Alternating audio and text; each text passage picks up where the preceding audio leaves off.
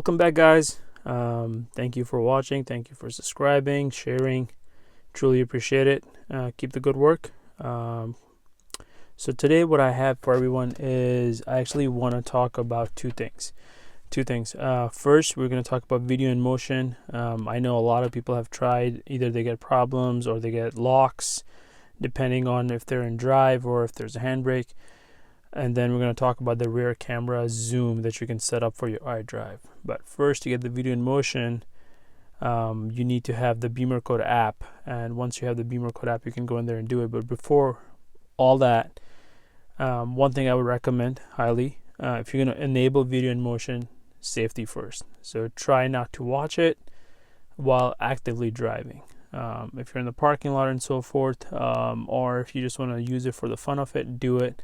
But again, be safe while you do it. Please do not do it while driving on the highway or the city roads. Life is important. Keep that in mind. With further ado, let me get ahead and started. I have it done on mine. Honestly, I use it more for music, I guess. Or maybe if kids want to watch while I'm stopped, but not so much at video in motion, like actually in motion. But I'll walk through what you need to do. So basically, you want to load up your iCar product or your V-Gate product or the other new ones that are out there, whether they are the Wi-Fi or the Bluetooth ones. Just make sure you load that in the car, start your car, start up your Wi-Fi, your Bluetooth, get it connected. And then what you want to do is you want to head over to the head unit in the Bimmercode app.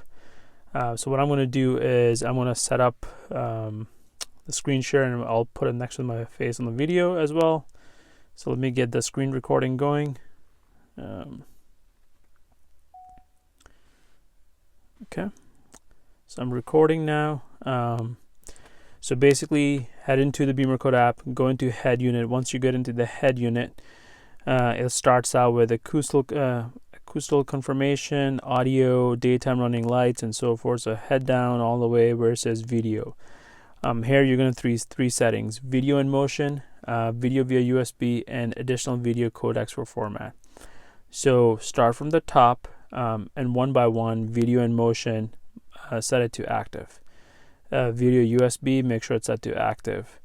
And then additional video codecs formats, make sure that's active as well.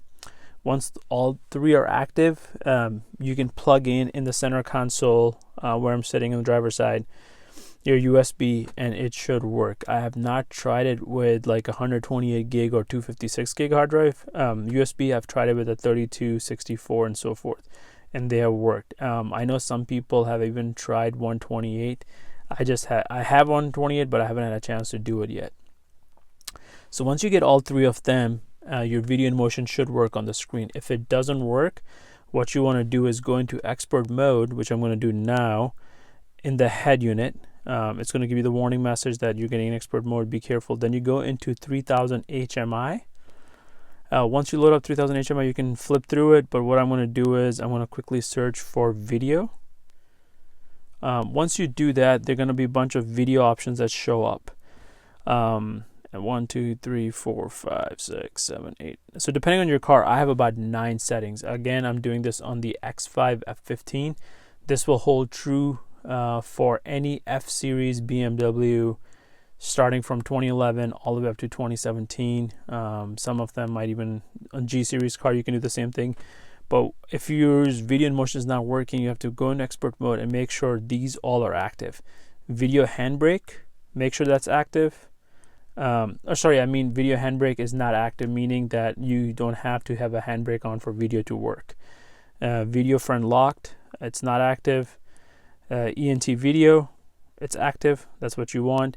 Video DVD area code, we don't care because we're not playing a DVD. We're just simply doing a USB. Same thing for the Blu-ray, we can ignore. And then video ENT_video_ HMI, that has to be set to DVD HMI, which is fine. We're not playing with that either. And then video speed lock condition, let me just look at that. So I have it set to none. There are different settings in here. You can do handbrake, gearbox, handbrake and gearbox, and so forth. It's set to none, which means you can play it. So depending on the car you have and depending on how it was coded, it might be locked in one of these settings as well. So just simply doing in the simple coding might not work, and you have to come into expert mode and enable or disable some of these settings depending on what they are. So for example, video speed and lock condition, make sure it's set to none. I'm not going to change anything because mine are already enabled, but I wanted to show my video, so that's why I have it. And then what I'm going to do is I'm also going to go back. I'm going to go back to simple coding in head unit. So got to go back out. So what I'm going to do is connect again. It's going to connect to the car, hopefully. Okay.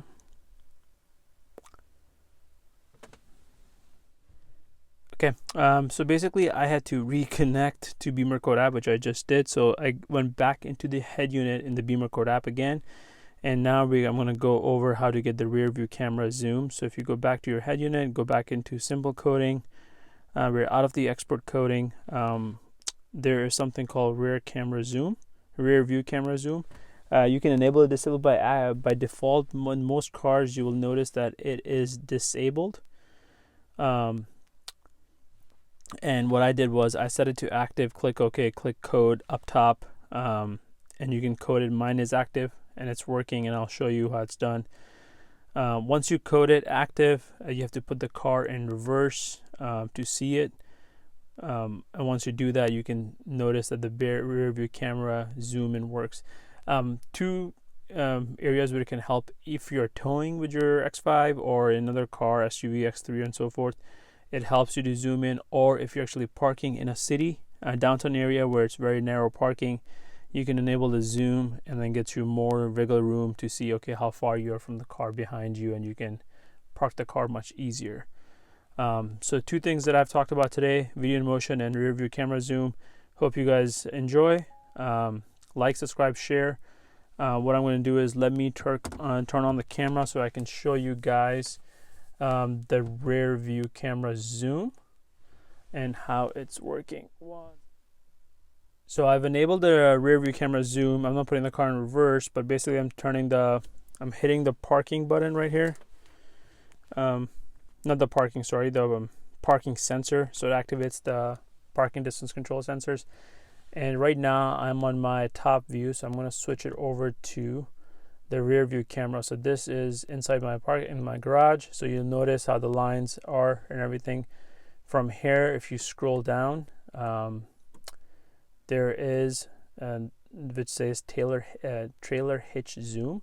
So you can click on that, and it gives you more of a top view of the rear view camera that's on the boot or the trunk, depending on where you are. And you can notice it tells you the yellow and the red, which helps you identify, okay, how far are you from the car behind you, versus if you were to go to the standard camera, it's just a backup camera. So hope this helps, guys. Subscribe, share, like, and let me know if there are any other questions and concerns. Thank you.